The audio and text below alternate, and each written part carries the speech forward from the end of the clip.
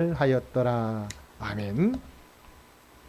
오늘도 말씀과 기도로 수요일 하루를 시작하는 우리 모든 성도들 가운데 하나님의 놀라운 은혜가 언제나 함께하여 주시기를 주님의 이름으로 간절히 축원드립니다. 오늘 통독할 말씀은 21장과 21장에서 23장까지 말씀입니다. 21장은 제사장의 일상생활 중에서 지켜야 될 성결 관련 규례를 다루고 있습니다. 제사장들은 모든 이스라엘 백성들을 대표해서 하나님을 섬겨야 했을 뿐만 아니라 모든 규례와 법도를 그들에게 가르쳐야 했기 때문에 일반 백성들보다도 훨씬 더 엄격하고 구별된 삶을 살아야만 했습니다. 이와 같은 사실은 오늘날 영적 제사장 된 성도들이 거룩한 삶을 살아야만 하는 이유를 다시 한번 깨닫게 합니다. 성도들은 하나님을 알지 못하는 모든 자들에게 하나님의 어떠하심을 나타내며 그들을 하나님께로 인도해야만 하는 자들로서 그 누구보다도 더욱 거룩한 삶을 살아야만 하는 것입니다. 2절과 3절을 보면 하나님께서는 제사장들에게 골육 지친인 부모나 자녀나 형제 그리고 아직 출가하지 아니한 처녀인 친자매로 인하여는 몸을 더럽힐 수 있다고 말씀하셨습니다. 즉 비록 제사장들이 죽은 자로 인하여 자신을 더럽혀서는 안 되는 거룩한 자들이지만 그래도 그 직계 가족들의 시체만은 가까이 하고 만질 수 있다는 말씀입니다. 이는 하나님께서 가족을 얼마나 중요하게 여기시는지를 잘 보여줍니다. 즉 하나님께서는 거룩해야만 하는 제사장들의 절대적인 의무를 잠시 유보시키고 그로 인하여 제사장의 직분을 멈추게 하시면서까지도 가족들에 대한 의무를 다하게 하실 만큼 가족을 중요하게 여기시는 것입니다. 10절 이하에서는 대제사장 성결 규례를 주고 있습니다. 여기에 보면 하나님께서는 일반 제사장에게는 인척을 제외한 직계 가족들의 시체에 가까이 하는 것을 허락하셨던과는 다르게 대제사장에게는 그것마저 엄격히 금지하신 사실을 볼 수 있습니다. 즉 대제사장에게는 일반 제사장에 비해 보다 엄격한 성결을 요구하신 것입니다. 이것은 그가 부정하여져서 직무를 중단하면 성소의 예배가 중단될 뿐만 아니라 온 백성을 대신하여 속죄할 자가 없기 때문이었습니다. 즉 대제사장은 하나님과 다른 사람을 위해 자기를 철저히 희생시켜야 했던 것입니다. 그러한 의미에서 이스라엘의 대제사장은 영원한 대제사장으로서 온 인류의 죄를 속하기 위해 자신을 온전히 희생시키신 예수 그리스도를 예표하고 있습니다. 16절 이하에서는 제사장의 신체 조건에 관한 규정입니다. 여기서 하나님께서는 육체에 흠이 있는 자는 제사장으로서 하나님을 섬길 수 없다고 말씀하셨습니다. 하지만 이러한 규례는 하나님을 가까이에서 섬기는 제사장들의 철저한 성결을 강조하기 위하여 한시적으로 주신 의식법적 규례로서 오늘날에는 그 구속력이 없습니다.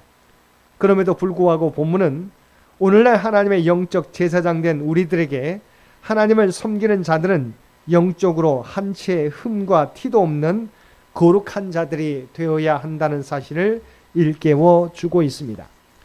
22장은 제사장 개인 및 그 가문에 속한 자들의 성물 취식 관련 규례를 다루고 있습니다.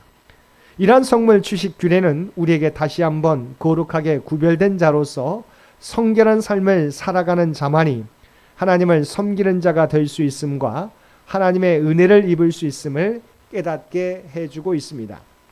4절 하반절에서부터 7절까지를 보면 무슨 부정이든지 사람을 더럽힐 만한 것에 접촉되어 부정한 자는 물로 몸을 씻어 정결례를 행할 경우 저녁까지 부정하다가 해질 때에야 정해질 것이라고 말씀하셨습니다.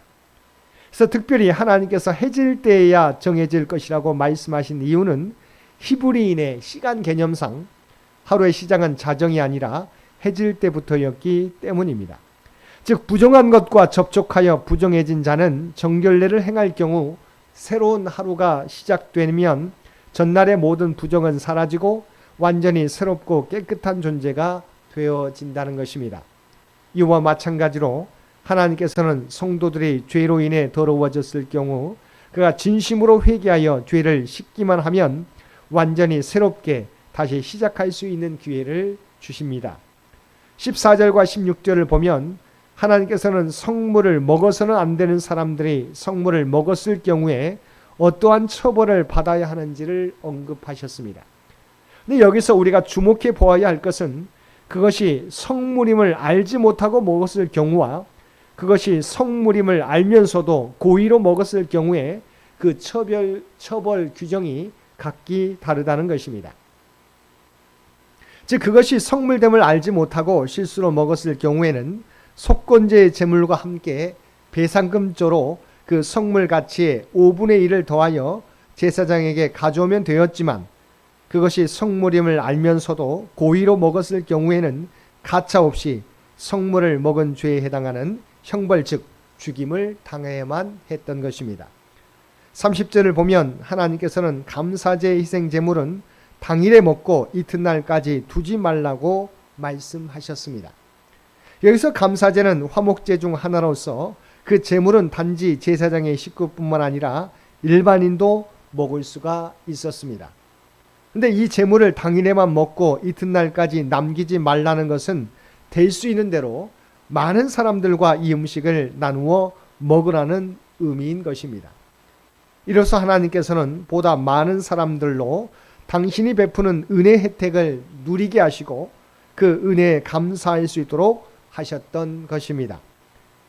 23장은 1년 중 지켜야 될 각종 절기들 즉 매 7일마다 주기적으로 돌아오는 안식일 및 이스라엘의 7대 절기 관련 규례를 주고 있습니다. 먼저 3절을 보면 엿새 동안은 일할 것이요 일곱째 날은 쉴 안식일이라고 하셨습니다. 이 말씀은 안식일을 맞이하기 전 6일 동안 최선을 다해서 노동을 하라는 것입니다. 이것은 안식일을 참된 안식의 날이 되게 하기 위한 필수 조건입니다. 안식일을 참 안식의 날로 맞이하기 위해서는 6일 동안 힘써서 일해야만 합니다. 우리는 흔히 제4계명인 안식일을 기억하여 그날을 거룩히 지키라는 말씀을 단순히 안식일 그날만 지키면 되는 것으로 생각합니다. 그러나 하나님께서는 안식일을 지키라는 계명과 아울러서 엿새 동안은 힘써서 일하라는 명령도 함께 주셨습니다.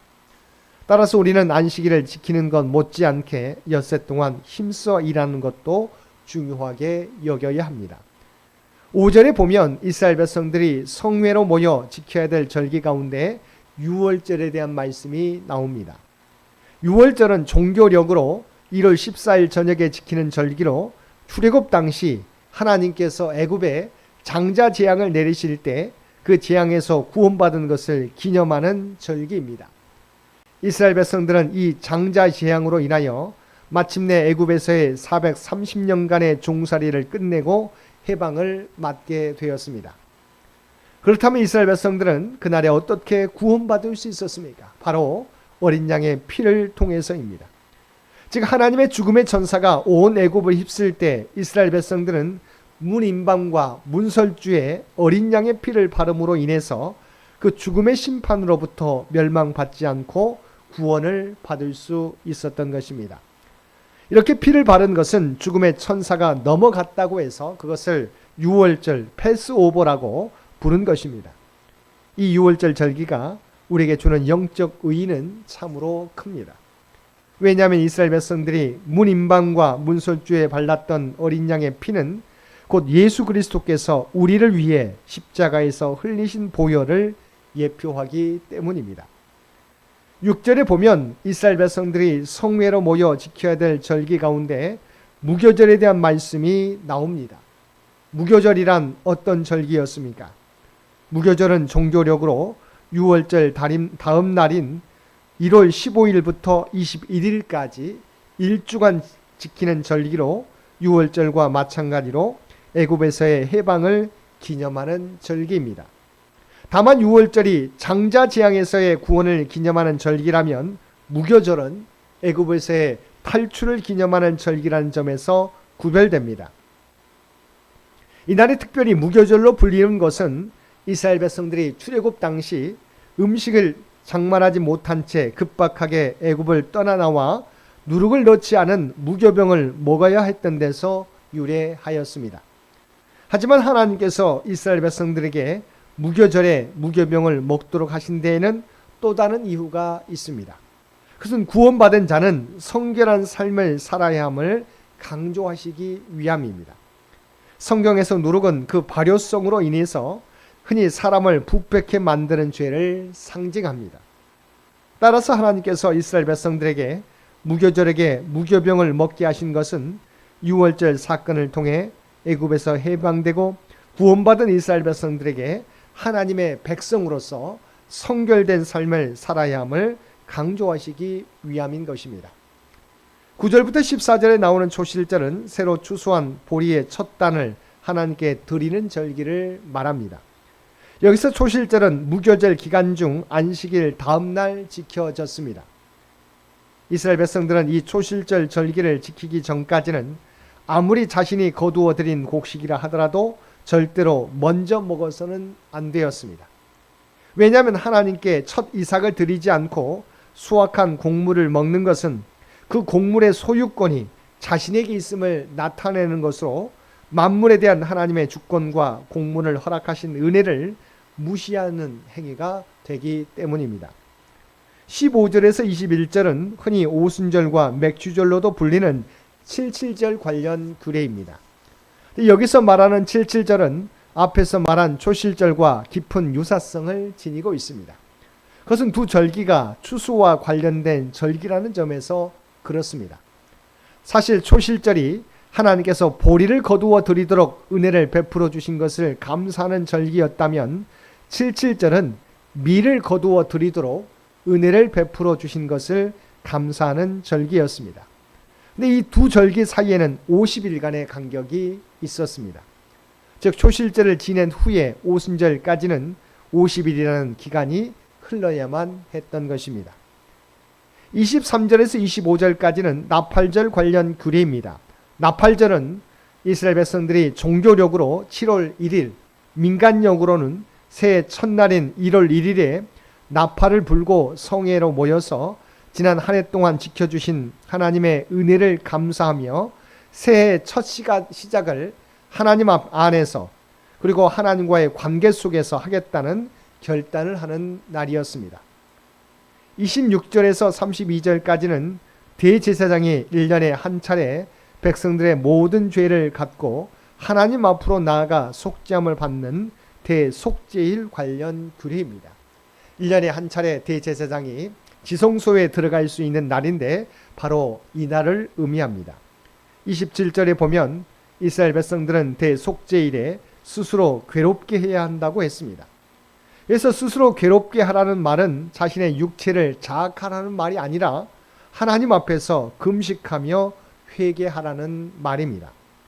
즉 속죄를 받기 위해서 하나님 앞으로 나아가고자 하는 자는 반드시 자신의 죄로 인해 애통해 하는 심령이 있어야만 한다는 것입니다.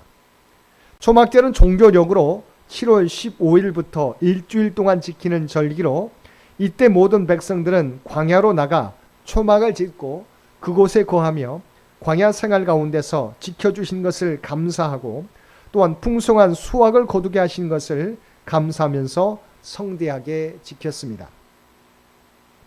이 초막절은 이스라엘 백성이 출애굽하여 가나안에 입성하기 전까지의 광야 장막 생활을 기념하는 절기라 해서 장막절이라고도 불려졌고 또한 모든 곡식을 추수하여 저장한 다음에 지킨 절기라고 해서 수장절이라고도 불리워졌는데 이스라엘 7대 절기 가운데 초실절, 칠칠절과 함께 가나안 입성 후부터 지키는 절기였습니다. 하나님께서 이러한 안식일과 절기 준수를 통해 하나님의 은혜와 구원 역사를 기억하게 하고 감사하게 하셨습니다. 이처럼 믿음의 후손들로 하여금 절기를 지키며 선대가 누린 구속의 은혜를 체험하게 하신 것은 단순히 과거에 대한 교육 기능뿐만 아니라 앞으로의 구원 역사를 바라보게 하는 의미도 있습니다. 사랑하는 성도 여러분, 이처럼 믿음은 우리에게 베풀어 주신 하나님의 은혜를 기억하고 감사하는 것으로부터 시작됩니다. 오늘도 주님께서 베풀어 주신 은혜를 기억하고 감사하며 믿음의 한 길을 담대하게 걸어가며 살아가는 저와 여러분 모두가 되시기를 주님의 이름으로 간절히 축원드립니다. 함께 기도드리겠습니다. 사랑과 은혜가 충만하신 아버지 하나님, 언제나 우리에게 필요한 은혜를 때를 따라 베풀어 주시니 진심으로 감사드립니다. 언제나 하나님의 은혜를 잊지 않고 늘 감사하며 살아가는, 또한 그 은혜에 합당한 삶을 살아가는 우리 모두가 되게 하여 주옵소서. 오늘 또 이 나라 이 민족을 위하여 기도할 때 하나님께서 이 민족과 함께하여 주셔서 친히 통치하시고 인도하여 주시기 원합니다. 하나님의 선한 도구로 쓰임받는 대한민국이 되게 하여 주시옵소서. 백주년을 준비하며 나아가는 창현재단을 기억하여 주시며 이 재단을 통해서 하나님의 계획하신 바를 이루고도 남음이 있게 하여 주옵소서. 올로 장로님을 비롯한 모든 성도들을 눈동자와 같이 지키시고 보호하여 주시기를 원합니다. 환우들에게는 놀라운 하나님의 치유와 회복의 역사를, 또한 물질적으로 어려움 당하는 자에게 하나님의 풍성한 은혜를, 사랑하는 자녀손들에게 하나님을 아는 믿음과 지혜와 능력을 더하여 주시어서 하나님이 주신 꿈과 비전을 준비하며 이루어가는데 부족함이 없게 하여 주옵소서. 오늘 또 우리에게 복된 하루를 허락해 주신 것 진심으로 감사드립니다. 아버지 하나님, 우리가 하나님의 구원받은 백성, 부름받은 백성이라고 하는 정체성을 잃어버리지 않게 하여 주시옵소서. 우리의 삶의 자리에서 그리스도의 향기를 전하며 살아가는 우리 모두가 되게 하여 주옵소서. 이 모든 간구 우리를 구원하여 주신 예수님의 이름으로 간절히 기도드리옵나이다. 아멘.